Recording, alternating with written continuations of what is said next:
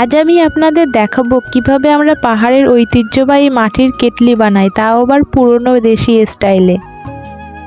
প্রথমে আমরা মাটির পুকুরের দিকে যাই, সেখান থেকেই শিল্পের শুরু। আমরা কাদামাটি নিয়ে একটা দেয়ালে লাগিয়ে দিই যাতে কাদামাটি শক্ত এবং মসৃণ হয়ে যায়। এই মাটি আমাদের কেটলির প্রাণ। কাদামাটি প্রস্তুত হলে এটি ছোট ছোট টুকরো করে কাটা হয়। এখন সময় এসেছে জাদু দেখানোর। বৈদ্যুতিক মৃৎপাত্রের চাকায় কাদামাটি ধীরে ধীরে সূক্ষ্ম হাতে কেটলির সুন্দর আকারে পরিবর্তন হয়। একটু ভুল হলেই সব পরিশ্রম বৃথা হয়ে যায়। এবার কেটলির ঢাকনা তৈরি করে দুটিকে রোদ্রে শুকাতে দিই যাতে মজবুত ও শক্ত হয়ে যায়।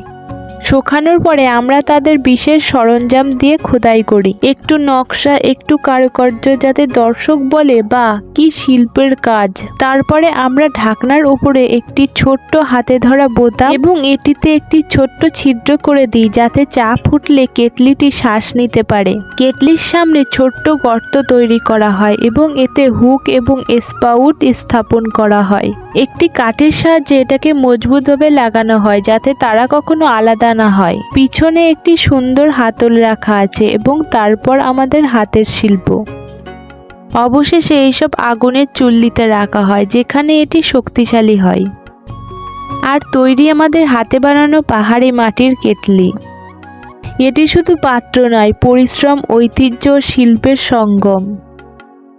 যদি আপনারও মাটির কেটলিতে চা বানানো পছন্দ তাহলে কমেন্টে জানাবেন, কারণ এমন চা আত্মা পর্যন্ত পৌঁছায়।